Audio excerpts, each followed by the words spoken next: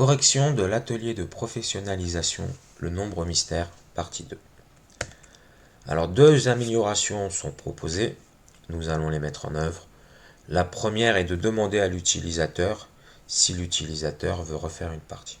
En fait, pour faire simple, nous, on va lui demander de saisir 1 s'il veut le rejouer. 0 sinon, par exemple. Donc, revenons à notre code. Ce que l'on veut, c'est refaire une partie, c'est-à-dire une partie correspond à ce que vous voyez ici en surligné, c'est-à-dire à partir du moment où le programme génère aléatoirement un entier entre 1 et 100 et jusqu'à ce que la partie soit finie. Est-ce qu'on connaît le nombre d'itérations? Non. On ne sait, cela dépend de la saisie utilisateur. Donc, en combien de tentatives il trouvera le nombre mystère ou pas. Est-ce qu'on doit exécuter au moins une fois ce bloc d'instruction? Oui, l'utilisateur, avant qu'on lui demande s'il veut rejouer, il faut bien qu'il joue. Donc, on exécute bien ce bloc d'instruction. Donc, c'est un do while.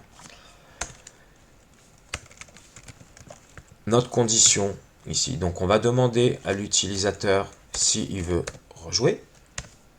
Donc, on va lire à partir du clavier un entier. On va d'abord lui afficher une consigne. Donc, saisir 1 pour rejouer, 0 sinon. Et on va lire donc cet entier. On va l'appeler par exemple rejouer. Donc, est égal à clavier, notre objet scanner, .nextInt. D'accord. Et donc, tant que rejouer est égal à 1. On rejoue tant que l'utilisateur saisit 1. On peut voir, comme tout à l'heure, que là, on a une erreur de compilation, puisque rejouer n'est pas accessible. Il a été déclaré dans le bloc que vous voyez surligné, le bloc correspondant à la structure do while. Donc, on va, par conséquent, ici, initialiser et déclarer en dehors de notre structure de contrôle. Et comme ça, la condition aura accès à notre variable. J'exécute. Donc, on demande à l'utilisateur de saisir. Si par exemple je trouve, il me demande si je veux rejouer. Je rejoue dans ce cas-là. Donc après, on peut voir que tout fonctionne dans le cas où l'on veut rejouer. Je trouve encore une fois l'entier. Et je saisis 0. Je veux plus refaire une partie, je ne veux pas rejouer. Donc dans ce cas-là, on est bien sorti du programme. Tout fonctionne correctement. La deuxième amélioration, c'est des niveaux de difficulté. Donc, c'est-à-dire, on doit déjà demander dans un premier temps à l'utilisateur de choisir le niveau de difficulté dans lequel il veut jouer, 1, 2 ou 3. Si par exemple il saisit 3, le programme doit tirer au hasard un entier entre 1 et 10 000 et le nombre maximum de tentatives est 18. Et là, on peut voir qu'on a ici des variables, puisque c'est des données qui vont être modifiées, 100, 1000 et 10 000 pour le nombre max, nombre mystère max, et on a un nombre de coups maximum, nombre tentatives max. On va avoir donc deux entiers. Donc on va déjà intégrer le menu au niveau du choix du niveau de difficulté. Donc c'est-à-dire que pour chaque partie, on demande à l'utilisateur quel est le niveau de difficulté qu'il souhaite pour sa partie. Donc on va afficher déjà le menu. D'accord. Donc nos différentes chaînes de caractères.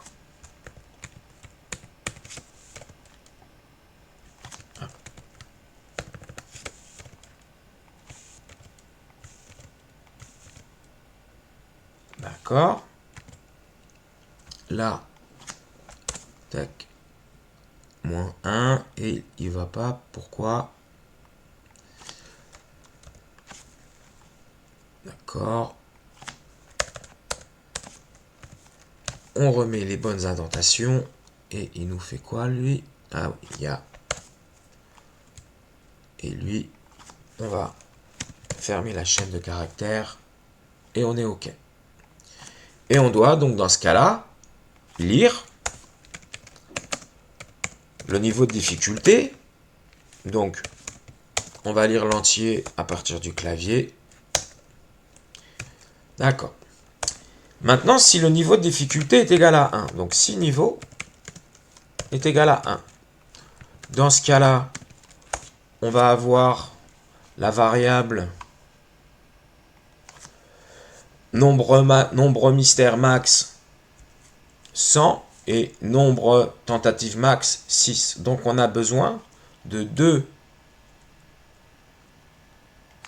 entiers, donc int nb mystère max, j'initialise à 0, et int nb tentative max, je vais aussi l'initialiser à 0.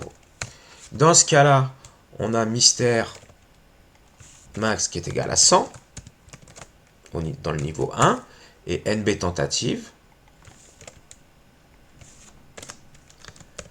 est égal à 6. Là, je l'initialise à 0, je retire, voilà. D'accord. Après, sinon, donc else, if,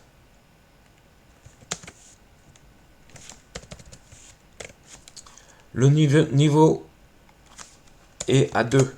Dans ce cas-là, le nombre max mystère, c'est 1000, et le nombre de tentatives, c'est 12. Et sinon, si le niveau est égal à 3, dans ce cas-là, le nombre mystère max, c'est 10 000. Et le nombre de tentatives max, c'est 18. C'est bien ce que l'on avait défini.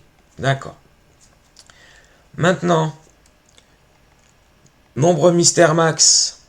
Donc le nombre max, on doit le changer ici pour que le programme ne tire plus un entier entre 1 et 100, mais suivant le niveau, suivant la valeur définie par le niveau. D'accord.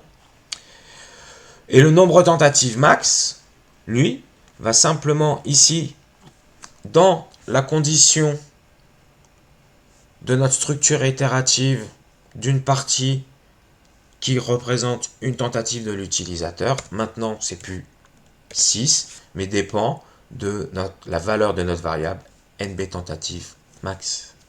Testons ce code déjà. Donc, exécutons-le. Je vais choisir le mode 2. D'accord. Nombre mystère 141. Ah, là, je peux améliorer le message.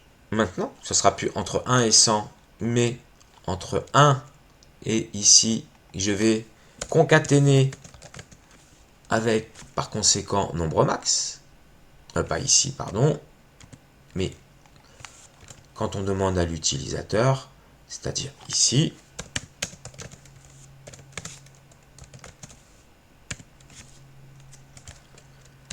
exécutons le nouveau code. Donc choisissons 2. Donc il me demande de saisir un entier entre 1 et 1000. On voit bien que le nombre mystère maintenant est 315. Donc entre 1 et 1000. Donc je saisis un entier, par exemple 2. Il me dit bien c'est plus.